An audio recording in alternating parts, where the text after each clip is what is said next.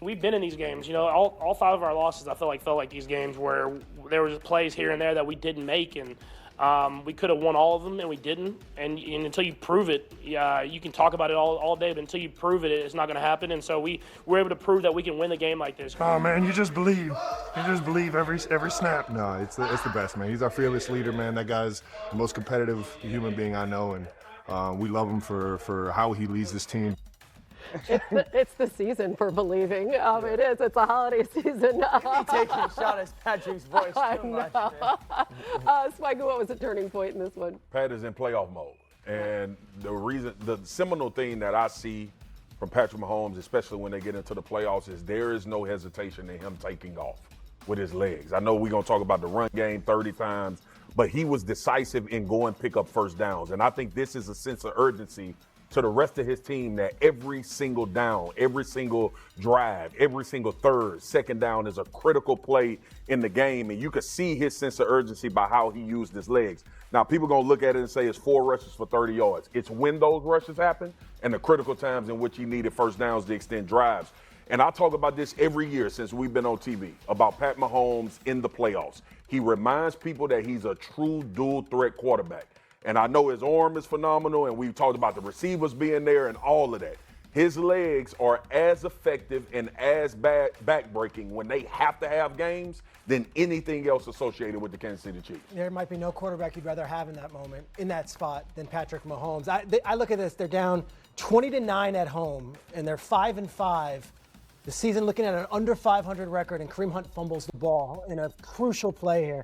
And this could have been it. They could have said, all right, this is just not our year. It's things like this don't happen to us. Instead, they get to the sideline, and watch Kelsey here. He grabs him. And then he's like, no, I'm not listening to that. I'm not listening. Kelsey comes back at him, though, and says, hey, we need you. We need you here. In the timeout, I'm told Chris Jones looked to the crowd and got the crowd going. From that point forward, they absolutely rolled. The defense stepped up, and it might have changed their entire season. There's something about this group that they weren't willing to just let the season go into the ether.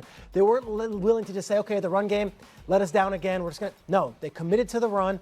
And I love the veteran leadership that found a way to lift those other guys up when they need them. Well, I think that's because this team doesn't want to die. They don't know what it's like to be home when the playoff season starts. And if you look at that fourth quarter, even after that play, there were huge third downs by Steve Spagnuolo with pressuring the quarterback. But on the other side of that, Kareem Hunt was a part of this game. They did consistently call the run, even if it wasn't working in the way or the manner that they wanted, when we've seen Matt Nagy and Andy Reid abandon that part of the game. And, let's be honest, it got late and they went to players. We talked for the first 6 weeks of the season about what Rashee Rice meant to this team and what we saw at the end of his rookie year as they won a Super Bowl. We got to see that yesterday. We saw Patrick Mahomes trust him, and time after time in one-on-one situations, he was the better man facing the guy on the Indianapolis Colts. I thought early on it was a lot of patience, and then late it was precision. You know, the patience you guys have talked about, the get under center, we're running the football. We're not calling RPOs. You're gonna turn around and hand the ball off. And then it was patience to find some check downs, and then it was the precision versus man coverage of, okay, if we're gonna beat man coverage, let's just not run vertical. So this is a two-pointer to make it 2017. Number one, you get a little shuffle motion by the tight end. RC, they're getting in and out, right? The nickel and the safety are getting in and out. Well, now the back comes from the backside. Once he does that, that nickel picks up the back, but he passed off Rashee Rice to the safety. Rice gets to the safety, breaks back out. I absolutely love that play design and being on the same page. And this is that 4th and 3. So 4-by-1 formation. Season on the line. Right, season on the line. You're going to get motion. Defender follows. It's man-to-man. Now, this is outstanding by Rashee Rice. You understand you got to beat your guy, but the guy that's in between the hashes is covering the back. This is why where you send the back matter. Back crosses away. That is to bring the safety out of that void. Rashee Rice realizes it, sets Mooney Ward. 4th and 3, shallow cross. Everybody's running away from somebody on that defense, and it's an easy throw and catch, but a huge conversion. I saw you tweet it yesterday, like the drags and crosses were killing. Well, the other piece of it is this, though, too, Dan. The part about that play that makes it so difficult is where the back starts. If the back starts on the opposite side, if I'm Nick Cross, the safety, I'm communicating right now with Travarius Ward because I'm involved in the bunch. By starting him on the opposite side, now there's no communication between the two players, and that's when you see the collision and Travarius Ward fall. Interesting. Yeah, I mean, beating man coverage again and again and staying patient despite the deficit. But can we please, Mina Kimes, give some credit to that defense? How did they get it done, shutting the Colts down? Yeah, I think given the level of competition, this was their most impressive performance of the entire season. A couple things that jumped out to me. One was the future Hall of Famer, Chris Jones, flipping the switch in the second half, whether he was lined up at 3-tech around the edge, multiple drives where he took over, consistently winning. I thought he was excellent against the run along with those linebackers as well. And then the other thing that jumped out was Steve Spagnuolo really turned up the heat in the second half, and when they blitzed, I was really impressed by how pressure and coverage worked together. On 7 blitzes, Daniel Jones has 3 incompletions and 4 passes, all caught short of the sticks. Yep. And this Colts team is not easy to tackle, but time and time again, it felt like Chiefs cornerbacks and safeties made those tackles in the open field very successful, and the most Chiefs-like this defense has looked in quite some time. It's funny. Chiefs need to win.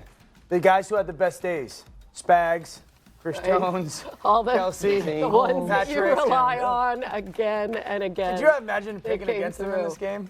Man, we're going to talk about Good heart.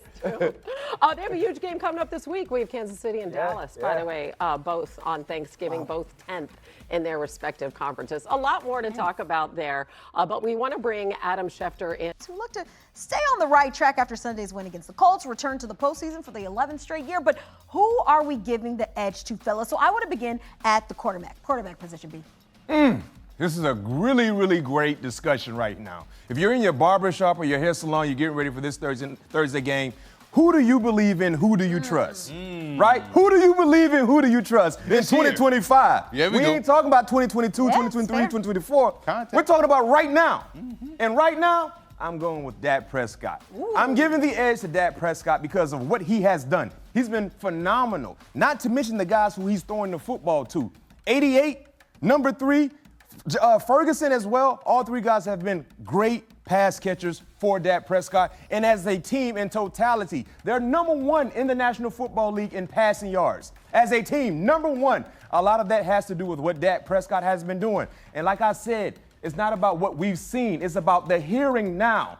Right now, who's been playing better football? Give me Dak Prescott. Context is key, guys, and that's why we are explaining Dak Prescott, because that is the answer right there. Give me the Dallas Cowboys, because again, we earlier in the season, within the first month of the season, we were saying Dak Prescott playing MVP ball. Yes. Like, no lies told, and he's also playing better than Patrick Mahomes this season, so the Cowboys have the edge. What a difference a year. Right? Look at that. But let's move on to the running back position. Kareem Hunt has once again just taken a significant role for Kansas City. Meanwhile, Javonte Williams, he has been a welcome surprise for Dallas. So, Emery, you call it God's position. Who are you giving the edge to in this one? I am going to the Dallas Cowboys. Can we name a run game for Kansas? We can name their backs, but they have no run game. And when you look at the Cowboys running the football, Javonte Williams looks like the guy we saw at UNC before all of the injuries. So give me the Cowboys run game, because it's also paired with something else we'll tease later on.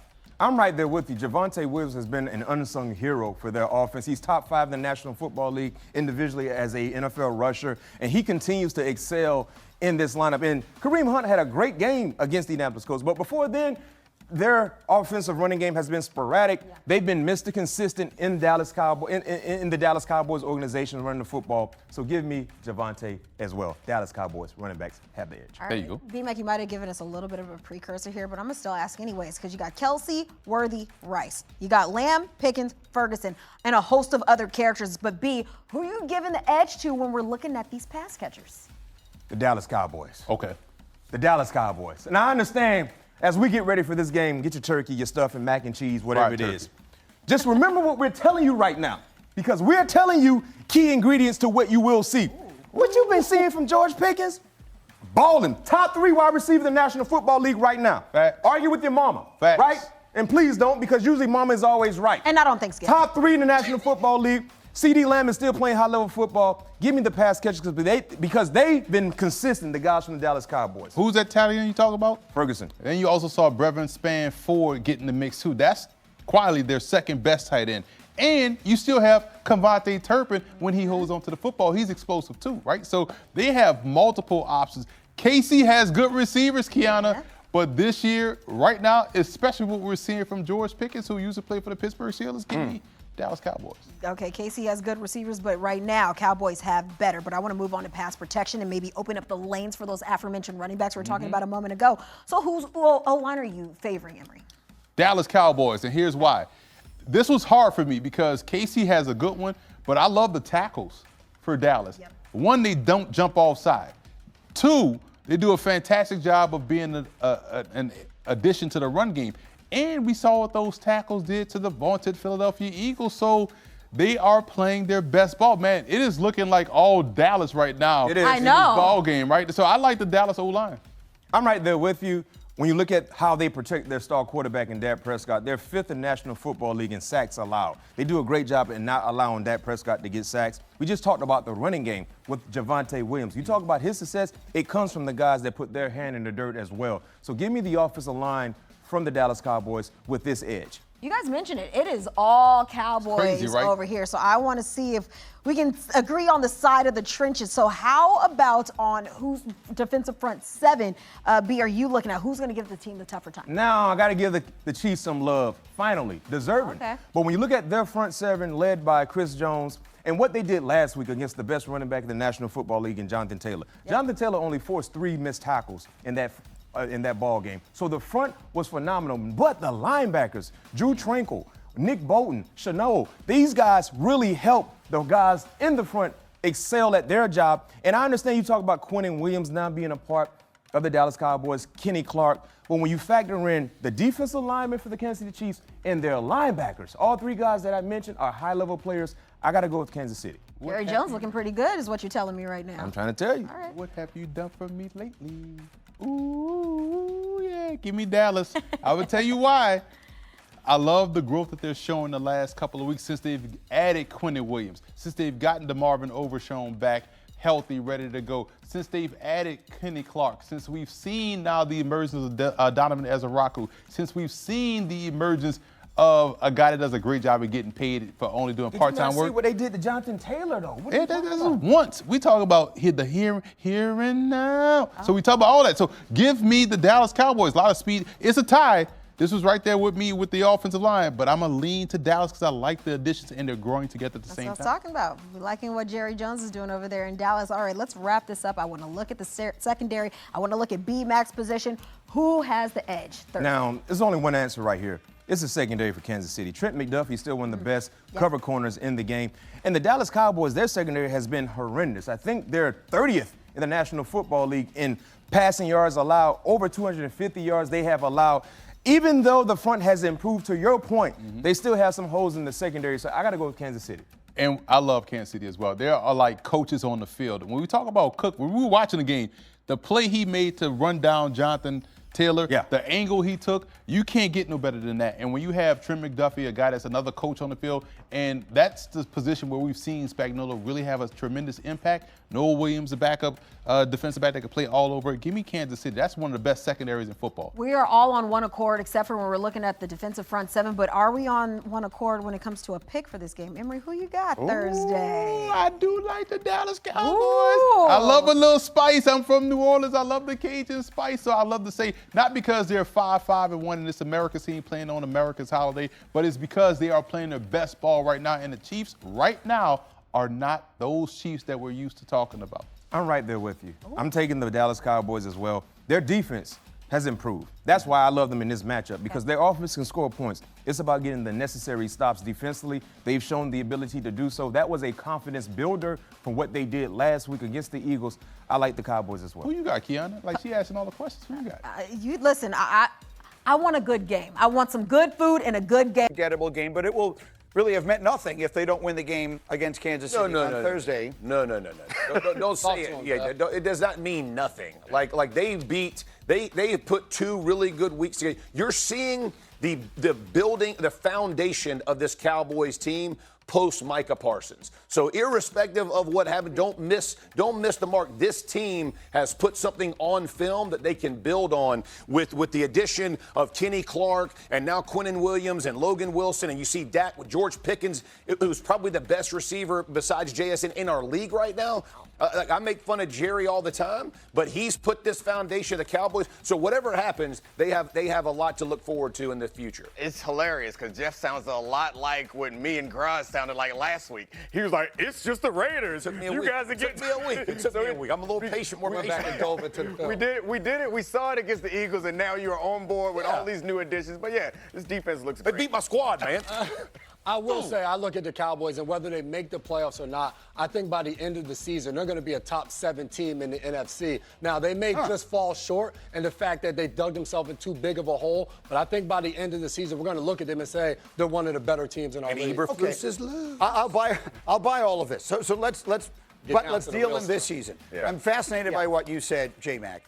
Patrick Mahomes is one of the greatest and maybe on his way to being the greatest quarterback of all time. Full stop. That said, right now, Dak is playing better, right? Is that a reasonable thing to say? Absolutely. Dak is having a better year than Mahomes. He is, especially when they're at home. Dallas is a juggernaut offense. The Chiefs offense has been good, right? They gain a lot of yards, but they haven't had those explosives, and they haven't been able to score at the level that Dallas averages 33 a game at home. Insane. Like that's, I mean, yeah. So, and they know the Thanksgiving turnaround, all that stuff. Let's go ahead and get to what we want to really talk about. George Pickens. Okay, let's talk about George Pickens. The way that he is playing right now, it is not crazy to say that he is playing as well as any receiver in football not named JSN. Everything that he does seems perfect. The way he catches, he tracks the ball downfield, the way he attacks, there's nothing that he can't do. You can throw him a screen and he'll turn it into a touchdown. You throw it up and he'll go up and moss people, take it off people's back. It's the way that he's impacted this offense. Because there's thing about playing quarterback is, for Dak at least, there are going to be some really tough throws. Yeah. He's made them. Yeah. But it's really nice sometimes to not have to think about it and throw it at 3 and trust that good things are probably going to happen. And I want to give Schottenheimer a ton of credit in this as well, man. Like, there was no panic. Like, and typically you see the Cowboys panic when they go down, but they didn't get out of their offense. He was still feeding Williams. He was still balancing the ball. I know CD didn't have a great game. He had some drops, but he got plenty of opportunities. So did George Pickens, Ferguson. Like, they did a fantastic job of not letting the moment overtake them. I had a ton of respect for the way they played. And literally their defense, from 2 minutes into the second quarter, the Eagles don't score again. Now they got some freak fumble, right, and a missed field goal, but that team as a whole, Schottenheimer has done a really good job of these guys buying in to, hey, keep fighting, keep battling. We're going to win this thing in the end. And you gotta point out that he has helped manage them through an extremely difficult time, losing their teammate Marshawn Nealon. And obviously, you can see the inspiration that has provided. They got the flag there, but you talk about like a coaching. I mean, the leaders of the team have to be able to shepherd you through a time like that, and they seem to have come out of it, in a decent place emotionally. And I love that point of bringing them all together, all the different personalities. As you mentioned, a guy like George Pickens who gets traded from Pittsburgh, and there's all type of issues and people saying that he gets to Dallas and he's been unbelievable. And I think that goes back to the original point of the Dak Prescott of it all. We talk about some great receivers in our league, and a lot of them are made up off of really good quarterbacks. Amen. For George Pickens this year, we're talking about him as being one of the best wide receivers in the league because he has a quarterback that's playing like one of the best quarterbacks in the league. That allows you to unlock so much more within your offense. So a ton of credit goes to Dak for his performance, but also his leadership. There's 2 wide receivers out there that you're trying to feed and keep both of them happy. Pickens, a huge game. CeeDee Lamb, not a good game at all. You do not envy them, dude. Yes. You do not envy them. You lived it. Oh, my word. You do not envy that. Them quarterbacks, like, I know they get paid a lot. Hey, they earn it in that locker room sometimes. You got 2 dogs on the outside. And then your center wants to run the daggone ball. Absolutely. Let's go run that thing. But they do. And they continue to run the ball also with Javonte Williams. They just have a really good offense. Yeah. They have, I mean, maybe we say this. Is Dak playing better than Mahomes? Yes. If Mahomes had Pickens and Lamb, then it might be a little different conversation. Now, is this a must-win for the Chiefs? Let's have that conversation. If they lose the day after tomorrow, their chances of making the playoffs fall below 46%. Wow. You might think that even sounds high. Our analytics still love the Chiefs, and the reality is There are going to be teams that get it. It's going to be harder to get into the NFC playoffs than it is to get into the AFC playoffs based upon where all the records lie. They are a game over 500, so if they lose this game, they would still be right there at 500 and still have a chance. I know they lose the tiebreakers to the Jaguars and the Bills, so they would find themselves in a tough spot. But, Jeff, when I asked you about why are you shaking your head like that? He said not the Colts. He's still upset. Oh, the Colts. We're going to let you vent about the Colts a little bit later. I know. But it does kind of come from what we just saw the Chiefs do to the Colts. Yeah. Because when I asked you, how did the Chiefs beat the Cowboys, you went right to the defense. Defense wins championships. And hey, listen, they locked my boys up. You think they gave up 10 first downs, y'all, in a game against arguably the best offense, or what we talked about as the best offense in the NFL for a number of weeks, and they put the clamps on these dudes. And Spags had he brought it out of his bag. They had run stunts. They were bringing blitzes off it. They made sure Jonathan Taylor was not going to be the hero. They forced Daniel Jones to try to beat him. He didn't make enough plays. They didn't make enough plays on the outside. But when we boil it down, and you start looking at teams why they get a 46% chance, because that defense will keep you in a lot of games. And offensively, by the way, they freaking toted it. Hunt freaking toted it and made play like they got back into it. So listening to all that, they must have won by 20, right? Like No. They must have rested their guys in the fourth quarter. No. They barely won the game. Yeah. Like there's something about this Chiefs team that they end up in these tight games. And where historically they would do something at the end to win that game, which they did Sunday. Yep. That's the first time this year we've seen it. Yeah. So it's been weird. What are they going to take away from Dallas? You said they take away Jonathan Taylor from the Colts. That's an easy decision. I'm circling Pickens. I'm gonna make Lamb. And as crazy as that sounds, That sounds crazy. I'm making Lamb. Lamb is gonna be I'm gonna let him. And let's see what happens. The player that we are going to take the attention away from is the Cowboys 88. Like how insane a way to approach that game I know. is that? Like I do think that one thing that Jeff mentioned about the Chiefs though is important is that as much as we like to do, and Jeff's gonna love this, analytics, and we like to think about pass game design and formations and motions, when it comes down to it, if you can run the ball and play good defense. It's physicality. As much as we want to talk about all this other stuff in football, we haven't quite figured out how to measure this statistically, so some people don't appreciate it. Bust somebody in their mouth. Keep hitting them. You're going to win a lot of games. So let me try and summarize the conversation we've had. One, the Chiefs are going to try and take away George Pickens. Yes. Yep. So if you're making fantasy decisions or whatever, instead of turkey on this Thanksgiving, we're having lamb. And then second, He just wanted to set that one up. Wow. He was thinking about that the whole time. It really was pretty circuitous. they don't put you in these Hall of Fames for nothing. Anyway, Then the slight flex. more important. Y'all don't got one. More importantly, if Patrick Mahomes is going to beat the Cowboys, this is the question I have. We said after the Raider game, the Cowboys defense, throw that out, it's just the Raiders. Yeah. Now they just stopped the Eagles when the game mattered. They held them down to nothing. Is this a harder test for the Cowboys defense? Is Kansas City's offense a tougher test than the Eagles offense? I believe so, and I think it's because the guy that's under center, Patrick Mahomes, even in that game, we talk about how well they ran the ball with Kareem Hunt. On those last drives, it's Patrick Mahomes extending the play and doing something special to help propel them to win the game. And I think that's the difference. That's why when we look at these analytics and we see that the Chiefs will have a 46% chance to still make their playoffs with a loss, it's because of 15. He finds a way late in the game for the majority of his career. This is the first time this season. Does that continue to happen? At some point on Thursday, the Dallas defense is going to be on the field. It's going to be the fourth quarter. It's going to be your chance to get off the field and make a play. Whether they do that or they don't, to me, is going to decide this game. I'll put something else on that before we even get to the quarterbacks, it's a much more difficult test because they do different things. Yes. Yeah, like that's the thing. true. And I know that we spend a lot of times talking about the Eagles offense and how elementary it is or rudimentary, depending on who you talk to, that offense is. But I think the reason why the Chiefs are tougher is they've added the running attack in this last week. And they also, they'll attack you in different ways. They have different ways to attack zone, different ways to attack man, different weapons. They have adjustments in their routes that are not even in the game plan. That ain't what you get with the Eagles. With the Eagles, you're like, all right, are you good enough to stop this really great player? Yeah. We're going to tell you what we're going to do. Can you stop? It's going to be interesting to see if the Cowboys decide they're going to crowd the line of scrimmage and stop Hunt and make the ball go over the top, because if I'm scripting it, that's what I would do. I would try to limit that and make Mahomes, as crazy as it sounds, make them beat me down the field. The Chiefs just pulled off a move that nobody saw coming, and it could completely flip this entire season on its head.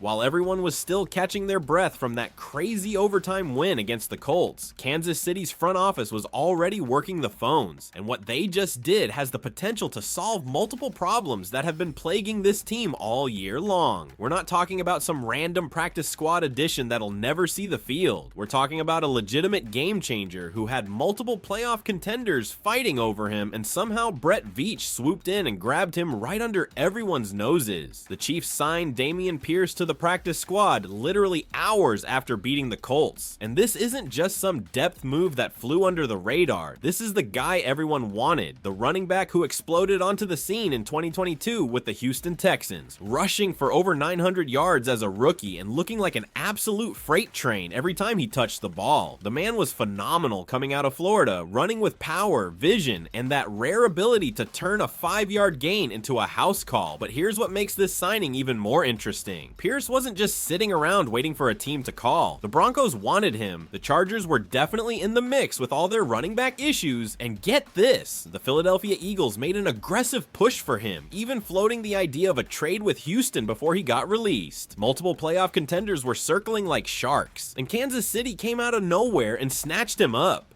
Now I know what some of you are thinking, but Michael, didn't Pierce struggle the last couple years? Yeah, he did. His numbers fell off a cliff after that rookie campaign. This season, he had just 10 carries for 26 yards with the Texans before they cut him loose, averaging a pathetic 2.6 yards per carry. But here's the thing you need to understand about running backs. Context matters more than people realize. Pierce was stuck in a situation in Houston where the offensive line was inconsistent, the scheme changed, and he lost confidence in what he was doing. Bobby Slowick's zone-based system never clicked for him like the gap scheme he dominated in as a rookie. The dude went from looking like a Pro Bowl alternate to barely getting touches, and a lot of that had nothing to do with his talent and everything to do with fit. So what does Pierce bring to Kansas City? First off, he's got legitimate home run ability that nobody currently on this roster has. Kareem Hunt is solid, reliable, gets you what you need, but he's not breaking off 50-yard explosions anymore at 30 years old. Isaiah Pacheco, when healthy, is a bruiser who turns 6-yard runs into 8-yard runs, but he's not making defenders miss in space like Pierce can. And don't even get me started on Clyde Edwards-Helaire, who at this point is basically doing cardio out there and nothing else. Pierce has that burst, that ability to find a seam and accelerate through it in ways that make defensive coordinators lose sleep. He's only 25 years old, so the tread on the tires is still good, and coming into a situation with a better offensive line and an offense that actually knows what it's doing, he could absolutely rediscover that 2022 form.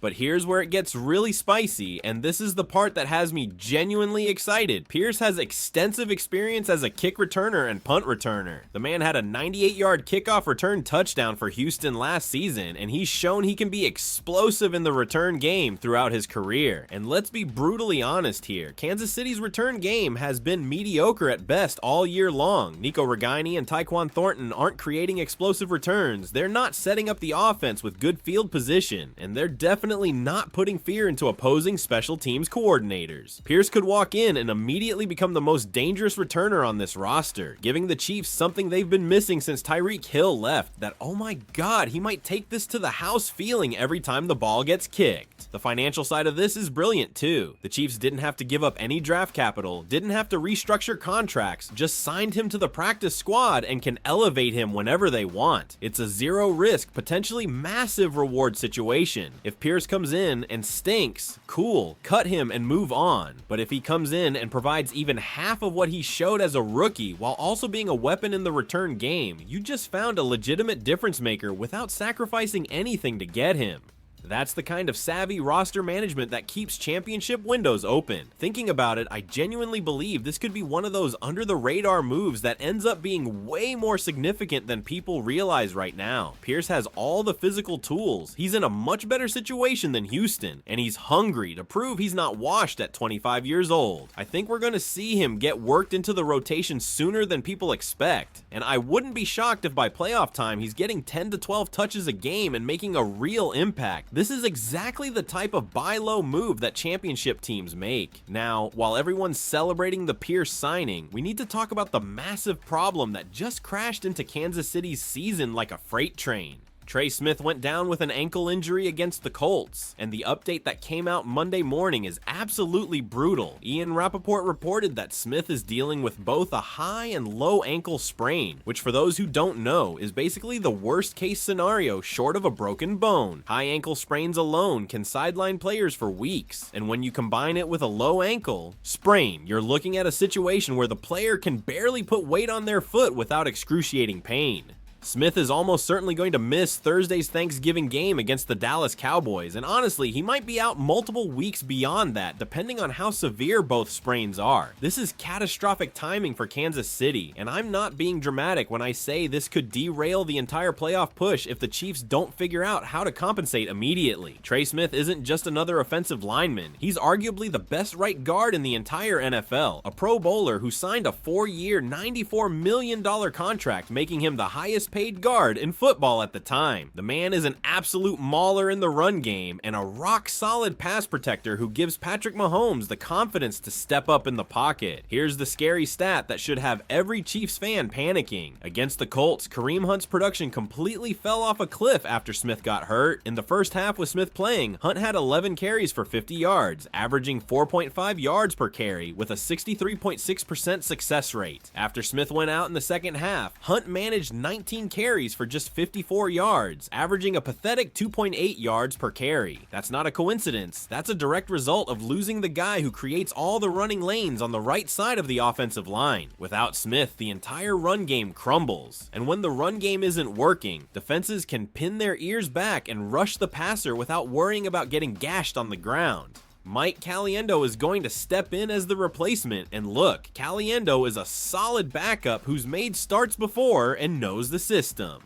But let's not pretend he's anywhere close to Trey Smith's level. Smith is a difference maker. Caliendo is a guy who can fill in without being a complete disaster. And the timing of this injury makes it exponentially worse because of who the Chiefs are facing on Thursday. The Dallas Cowboys just went out and traded for Quinnen Williams, one of the most dominant interior defensive linemen in football. They've got Osa Odighizuwa, who's criminally underrated and signed a big contract this offseason for a reason. They've got Kenny Clark anchoring that defensive line. You're looking at 3 of the best defensive tackles in the entire NFL all on the same front, and now Kansas City has to face them without their best interior offensive lineman. I really worry that Caliendo is going to get absolutely abused in this matchup. These aren't just good players, these are elite pass rushers who specialize in collapsing the pocket from the interior, exactly where Caliendo is going to be trying to hold the fort.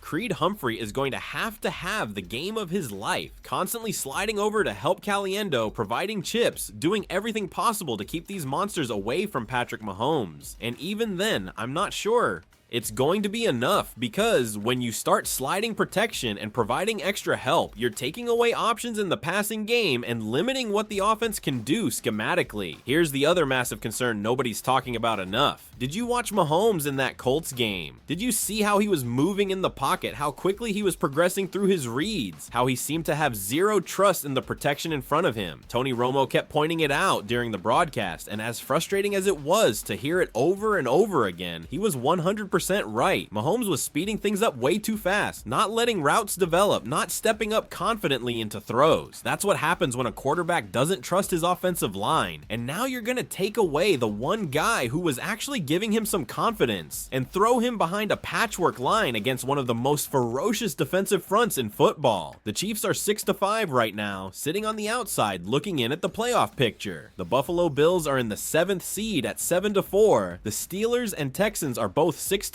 right alongside Kansas City. Every single game matters from here on out, and losing to the Cowboys on national television on Thanksgiving would be devastating both for playoff seeding and for team morale. This isn't a game the Chiefs can afford to drop, but without Trey Smith, I genuinely don't know how they're going to protect Mahomes long enough to move the ball consistently. I've got to be honest, I'm legitimately worried about this one. Losing Trey Smith might be the single worst injury this team could have suffered at this point in the season, and the fact that it happened on a short short week against a team specifically built to exploit exactly this kind of weakness is just Murphy's Law in full effect. I think Kansas City is going to have to get really creative with how they game plan this one. Maybe lean heavier on quick passes, screens, misdirection plays, anything to avoid having Mahomes sit in the pocket for 3 seconds against that Dallas front. It's going to be a dogfight, and I'm not feeling confident about it at all. Speaking of that Colts game, let's break down what actually happened, because that overtime win was equal parts exhilarating and concerning. The Chiefs escaped with a 23-20 victory that absolutely saved their season, bumping their playoff odds from 55% up to nearly 70%. But the way they got there raised just as many questions as it answered. This was a game Kansas City should have controlled from start to finish, and instead they found themselves in a desperate situation, having to claw back from multiple deficits against a Colts team that's been one of the most disappointing squads in football this year. The offensive line issues we just talked about were on full display